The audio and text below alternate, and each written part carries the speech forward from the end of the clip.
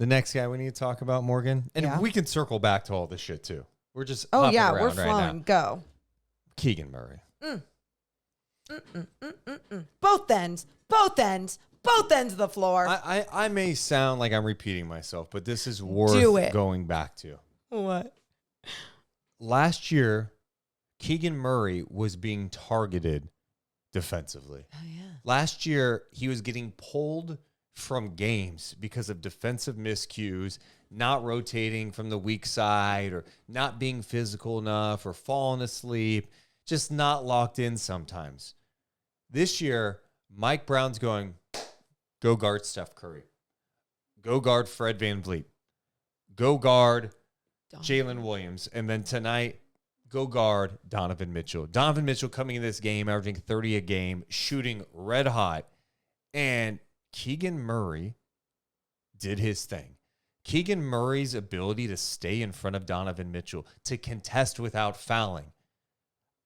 I am floored by the growth he has made defensively. And we talked about this with Mike Brown a couple of weeks ago, but it's so true. His work this offseason with De'Aaron Fox, those guys just playing one-on-one all the time, he was forced to defend De'Aaron Fox. Those guys made each other better. How is that not going to make each other better, right? Like, De'Aaron Fox is forced to go up against size and length, and then Keegan is forced to defend one of the fastest guards in this league. Yeah, it's going to step up your game, and he wanted to step up his game. And you look at tonight with Donovan Mitchell. You and I were texting back and forth going, oh my God, this guy is so good.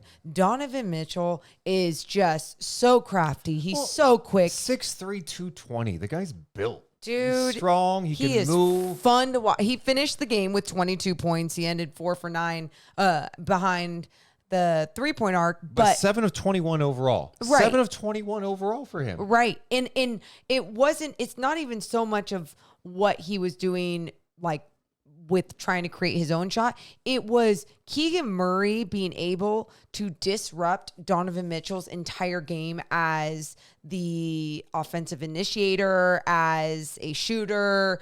And it was that is the person that you need to slow down. And Keegan Murray did his job for the most part. Yes. That is it's just not easy to do. And I was so impressed tonight watching it. And Maury, it's not, hey, good job, Keegan. You did okay. You did okay. That's a mismatch. It's okay. It's like, no, Keegan Murray you're watching him going, is this guy going to be a legit two-way threat in the NBA because of what he can do offensively, how his game is growing, but defensively with his size and his ability to defend smaller guys and explosive guards like that, stay in front of him, not get abused, not get in foul trouble, be able to contest, play physical, have active hands. There's a sequence in the third quarter tonight coming out of a timeout. His active hands, he deflected two passes on one possession. Then he had the one where he stayed right in front of Donovan Mitchell, who was on the perimeter doing his dancing, trying to get a shot up. He missed the shot bad, and in transition, Herter hits a 3. And it was all because Keegan Murray played fantastic defense on the perimeter against Donovan Mitchell. So if I'm a Kings fan and I'm watching Keegan Murray in year 2 take that type of jump defensively, you have to be pumped about it. So here we are talking tonight. Last year at this time, we're talking about, oh, this is so fun. They're winning games. It's exciting. Oh, my God. Sacramento's winning games? Yeah. This doesn't make sense. And we're talking about the explosive offense.